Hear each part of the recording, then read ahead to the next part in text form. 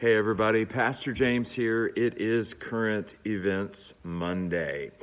Now, three things are really dominating the news headlines here at home today. One of those things is the banking crisis that's been going on for about a week now. People are getting a little bent out of shape about that. Another thing that's happening is the supposedly pending arrest of former President Trump. That's getting people sort of worked up as well. And then the third news item that we're seeing today is the visit from China's President Xi. He's visiting President Putin in Russia, and that is raising all sorts of red flags, literally and figuratively as well.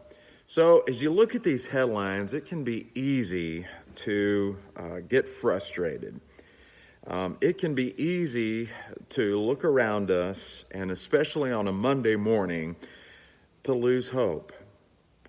And so that's really what I want to talk about today, is what happens when we look around us and we see so much vitriol and division and so many things that could go wrong. How do we maintain our hope as believers? Well, hope, we've got to remember exactly what hope is. Remember, Paul talked in 1 Corinthians 13 about faith, hope, and love, and the greatest of these being love. But today we want to talk about hope that's couched in the love of Christ. What is biblical hope? Well, biblical hope is what happens when our faith in Christ anticipates God's reign, God's rule, not only today, but also in the future. It's the dependence upon God to be in charge no matter what happens.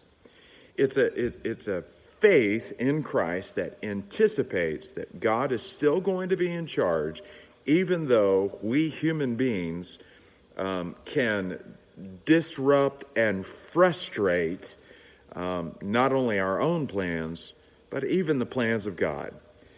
I say it on Wednesday nights on occasion. God is a great chess player, and he can make moves that get his will ultimately done despite of our bad moves on the chessboard of life.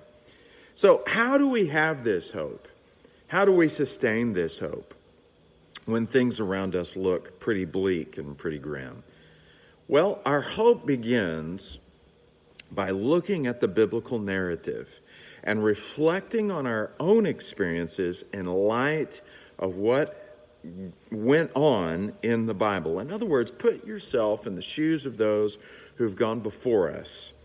On Wednesday nights, for instance, we've been talking about the Jewish people who went through the Babylonian exile and how their history, reflecting on the life of King David and Solomon and those folks, can help them anticipate with hope how God will still remain in charge in the future. That's where hope begins.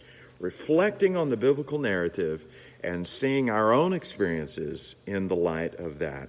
So when you look at the headlines of today, you see the crises that are going on, and you begin to reflect on those things. The biblical example for us is to not lose hope. No matter how bad it gets, don't lose hope. God is in charge. God can get us through, and we can have hope in the love of Christ. So I hope that you have a hopeful Monday today. We'll see you soon. Thanks, everybody. Bye-bye.